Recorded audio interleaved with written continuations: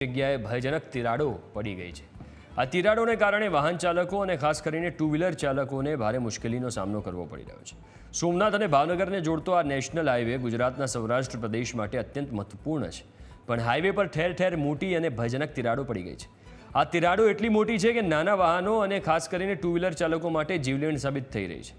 વારંવાર નાના મોટા અકસ્માતો સર્જાઈ રહ્યા છે, જેના કારણે લોકોને ઈજાઓ પણ થઈ રહી છે। રાત્રે परिस्थिति વધુ ભયાવહ બની જાય છે, કારણ કે પ્રકાશના અભાવે આ તિરાડો સ્પષ્ટ નથી દેખાતી અને વાહન ચાલકો અચાનક ખાડામાં આવી જતા સંતુલન ગુમાવી દે છે।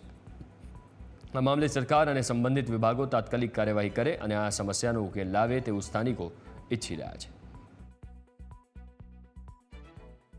હમણાં તાજેતરમાં છેલ્લા 4-5 વર્ષથી કામ હાલે, કુકુ ગાયની ગતિ હાલે, ધીરે ધીરે મજા આવે ત્યાં કરે અને મજા આવે ત્યાં કર્યો, એમાં કોઈ હારા વાત નથી કર્યો। જ્યાં ત્યાં તિરાડો પડી ગયું, મોટું રોડની કટ જે કટ હોય કટ પડી ગઈ એટલે અકસ્માત તો 2 વ્હીલ હોય કે 4 વ્હીલ હોય, અકસ્માત વધી ગયા રોડ ઉપર, બરાબર। અને આ રોડમાં મોટે પાયે ભ્રષ્ટાચાર શું હોય એવું અમને દેખાય।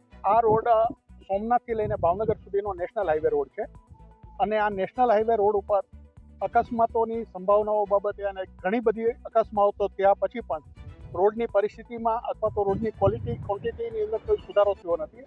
લાંબા સમયથી કામ ચાલુ છે અને ચાલુ કામ દરમિયાનની અંદર અસંખ્ય જગ્યાએ તિરાડો પડેલી છે, રોડ ફાટી ગયો છે। રોડની અંદર કોઈ ક્વોલિટી કંટ્રોલ કે જે કોન્ટ્રાક્ટર છે એની બેકાળજીના હિસાબે નાના વાહનો ઉપર અકસ્માતો અસંખ્ય રીતે સર્જાતા રહેલ છે। સોમનાથ ભાવનગર હાઈવે છેલ્લા 3 વર્ષમાં કામગીરી પૂર્ણ કરવાની હતી, તેની છતાં નવનિર્માણ પામેલો છે સોમનાથ ભાવનગર હાઈવે છે તે હસતા ચાલુ 1 વર્ષ થયું છે ત્યારે જ આ રોડ ઉપર મસ્ત મજાની મોટી તિરાડો પડી છે।